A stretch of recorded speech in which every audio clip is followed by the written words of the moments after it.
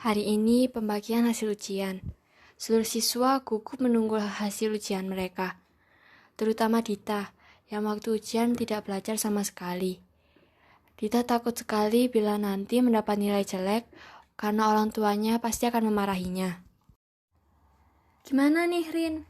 Kalau nilaiku jelek, pasti dimarahin. Ucap Dita yang gugup. Udah Dit, tenang dulu. Jawab Rina, teman dekat Dita. Dita yang tidak berhenti-berhentinya menggoyangkan kakinya, tiba-tiba terhenti saat seorang guru yang membawa setumpuk kertas masuki kelas. Baik anak-anak, sekarang ibu akan membagikan kertas hasil ujian kalian. Ucap guru tersebut. Guru itu pun membagikan kertasnya. Dita hanya bisa terdiam sambil menunggu guru tersebut menghampirinya. Dita melihat ekspresi teman-temannya. Ada yang terlihat sedih, ada pun yang terlihat senang.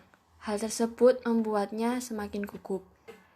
Tidak lama kemudian, guru tersebut menghampiri Dita. Dita, belajar lagi ya.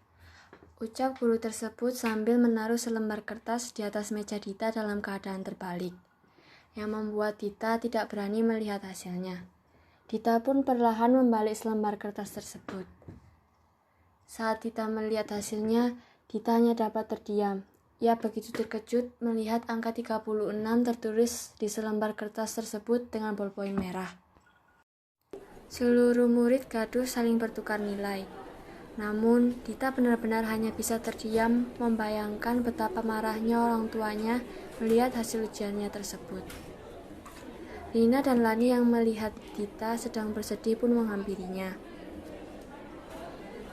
Dit, jangan sedih gitu dong. Gak apa-apa kali kalau dapat nilai segitu. Ucap Rina menenangkan Dita. Iya Dit, aku juga dapat jelek kok, kata Lani sambil menunjukkan lembar kertas hasil ujiannya. Dita benar-benar bingung memikirkan apa yang harus dia lakukan. Dia berpikir untuk tidak memberitahu orang tuanya.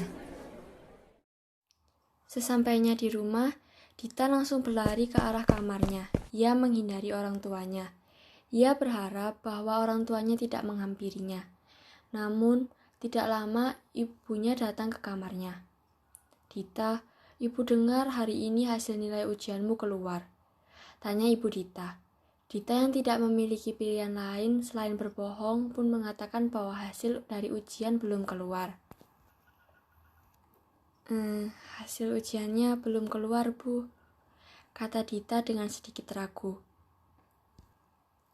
Ya sudah kalau begitu, kalau sudah keluar beritahu ibu ya, ucap ibunya sembari meninggalkan kamar Dita. Sebetulnya Dita tidak ingin berbohong, namun setiap memikirkan seberapa marah orang tuanya mengetahui hasil ujiannya, Dita pun menjadi ketakutan. Keesokan harinya, Dita datang ke sekolah dengan wajah muram, memikirkan tentang bagaimana agar orang tuanya tidak memarahinya. Saat di kelas, Dita hanya bisa melamun dan tidak memperhatikan pelajaran. Hal tersebut terus terjadi hingga seminggu. Dita terus berbohong pada ibunya. Semakin hari, rasa takut tersebut terus bertambah dan membuat Dita ragu untuk mengatakan yang sebenarnya. Rina yang melihat keadaan teman akrabnya itu pun khawatir. Ia pun mencoba berbicara dengan Dita.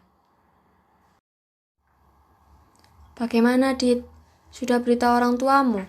Tanya Rina. Dita hanya bisa menggelengkan kepalanya dengan raut wajah sedih. Sudah seminggu loh, Dit. Masa bohong terus? Ibumu pasti curiga, ucap Rina. Namun Dita hanya terdiam.